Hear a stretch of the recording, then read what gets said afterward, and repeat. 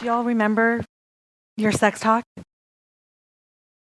You know, the one you're supposed to have before you have sex.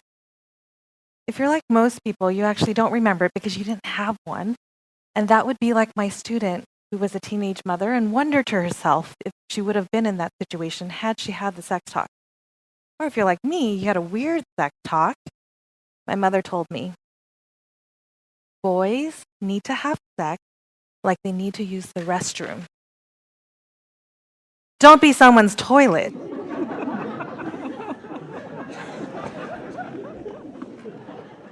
This not only confused me, it grossed me out, and it did nothing to prepare me for what I needed to know.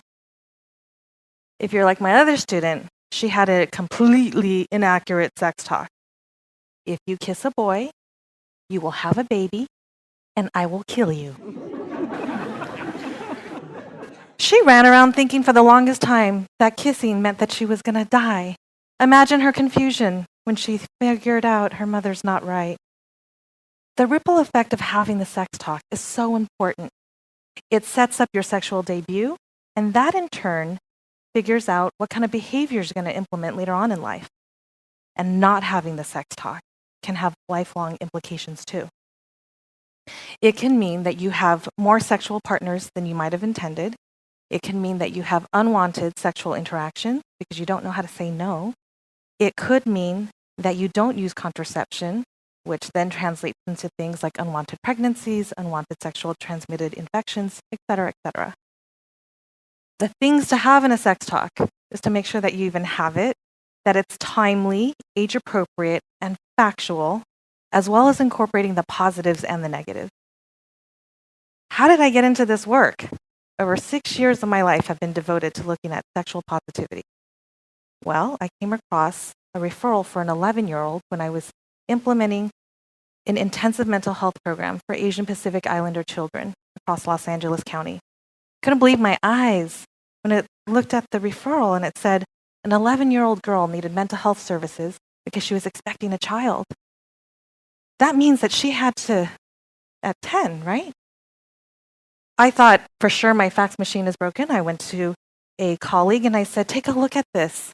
He was a peer educator and he was able to tell me, actually, the kids are telling each other all sorts of weird things nowadays. They tell each other things like, you can't get pregnant if the girl is on top. You can't get pregnant if the lights are on. You don't need to use a condom if you have anal sex because you can't get pregnant. The kids are telling each other all sorts of things, and these myths suddenly become reality for them. And if they're not getting it from their peers, they get it from the internet, where they can easily access porn, and their ideas of sex become educated from other sources. Parents matter so much. The quality of the relationship with their children can help to determine whether or not they even have a talk to begin with. The type of ongoing discussion that one can have with their children, and demographics matter a lot. Dads don't usually like to give the sex talk, which is why it was a little bit awkward for me when my dad decided, you're 30 years old, it's time to tell you about sex. Thanks, Dad. Appreciate it. So many other demographics matter. Things like whether or not you come from a single family household, and whether or not it's a single parent, blended family, all that kind of stuff.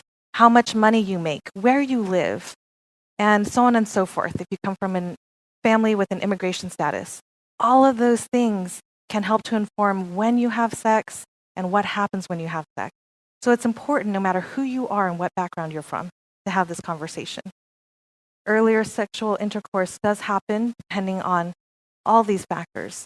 And the good thing is it's uncomfortable for everyone. So it's not like people are dying to have this conversation.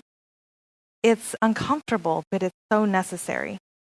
So many people don't get the sex talk. Some statistics say 60. And when you break it down, it looks like, 50% of guys don't get the sex talk and only 15% of girls don't, which means that the onus is usually on females to protect themselves. But let's not be thinking 85% of girls get the right sex talk. They usually get sex talks that are scary, like keep your legs closed, don't let people touch you. but it does nothing to look at how do you protect yourself. Why don't parents have the sex talk? They oftentimes feel ill-prepared. Maybe they themselves didn't get the sex talk. And maybe they're afraid they're going to plant an idea in their kid's mind. When should you have the sex talk? Well, given that the mean age of sexual debuts happens around age 14, and actually 70% of people ages 12 through 18 say they've already had sex, then some researchers would say that 9 or 10 years old is actually too late, as in the case of the 11-year-old. In fact, 5 to 7 years old is considered ideal, but I just heard a story earlier this week of a 2-year-old that asked their mother, "Mom, did you buy me from Nordstrom or Target?" What they were really asking is, where did I come from? And this was a prime opportunity for most parents to say, the stork dropped you off one morning, and there you were, a present. Instead, she said to her child, "We made you, your father and I made you, and you're so special to us." Some parents think this is an opportunity for kids to freak out and gross out. What the 2-year-old did was say, "Okay, cool, can I go out and play now?" But it also left the door open so that the next morning he asked, "So let me get this straight, you made me?" Thus leaving open the door for lifelong conversation. Everyone needs to talk, not just heterosexuals. Doesn't matter who you love, whether or not you have the ability to walk. In fact, some populations are even more vulnerable than others. Doesn't matter whether you love a lot of people at the same time. And if when you love, you need to have something like being tied up, or whether or not you need to have feet involved, prominently involved. And actually, it doesn't matter how old you are. I used to work at an assisted living community, and even though you can't get pregnant, you can still get STIs. What not to do. Don't not have the talk. I remember a colleague telling me that a book suddenly appeared when his voice changed, saying, "What's happening to me?" That was his entree to sex ed. 6 months later, he got the sequel to that book, but never a conversation.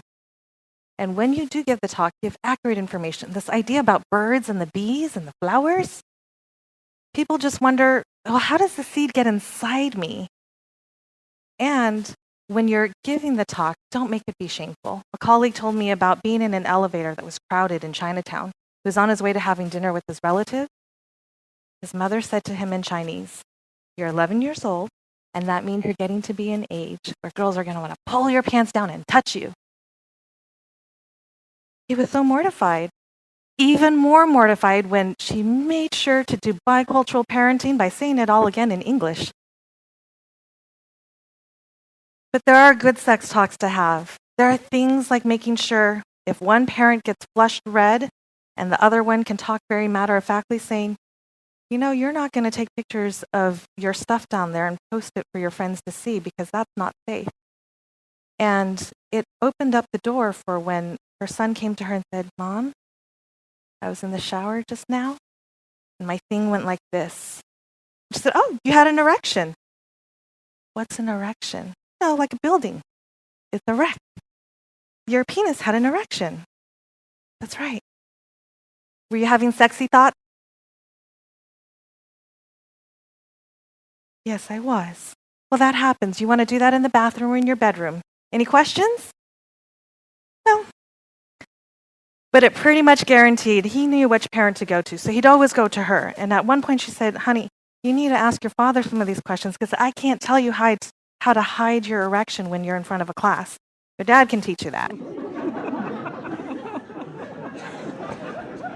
Another one of my colleagues shared how she gave a book to her son and said, "We're going to do this together. We're going to read chapters together. And because you don't have a father, I'm going to review everything with you and make sure you understand." And they have a very open relationship.